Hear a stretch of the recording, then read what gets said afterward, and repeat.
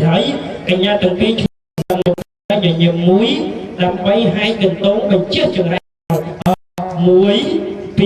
3 4 5 6 សូមឲ្យចង្រៃឧបទ្រពដែលបំរុងកើតមាននោះ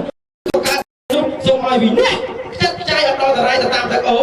ចូលតាមណែវឹងទៅតាមប្រឡាយរសាក់សានឆ្ងាយដល់ដងទន្លេរីស្នួតដល់កូនដែលជាគូស្វាមីភរិយាក្នុងឆ្នាំថ្មីដែលកើតទៅរៀបថ្ងៃនេះបាទសូមឲ្យកូនទាំងពីរជួបប្រទានទៅនឹងសេចក្តីសុខសេចក្តីចម្រើនជួបនឹងបាត់3ប្រការមនុស្សទេវតាព្រះនិព្វានមកគ្រប់ប្រាថ្នាសម្បត្តិណាក៏ដោយចុះទេវតាលោកជួយបានសម្រេចដូចសេចក្តីប្រាថ្នាណាកូនណាលើកដៃសាធុ3ដងដើម្បីទទួលពរជ័យពីលោកមេដាបេណាបាទខ្ញុំបាទសូមជម្រាបសួរបាទអ៊ំប្រុសហើយនិងអ៊ំស្រីផងដែរអញ្ចឹងក្រោយពីការកាត់សក់បកកសេរីលោកអ៊ំទាំងពីរបានជម្រាបមន្ទិលខាងមកហើយនោះអញ្ចឹងលោកអ៊ំទាំងពីរពេញពិលរមិលមើលដល់កូនប្រគល់ស្រីអញ្ចឹងអ្នកទាំងពីរស្អាតណាស់លោកអ៊ំ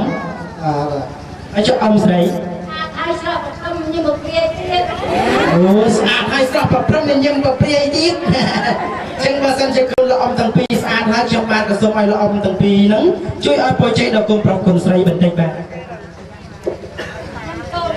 ថ្ងៃនេះថ្ងៃចូលថ្ងៃចេញអត់ថ្ងៃ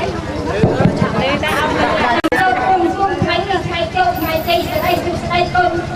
ការកូនប្រស័យខំទេតែថ្ងៃនេះជួយទៅដល់មកបាន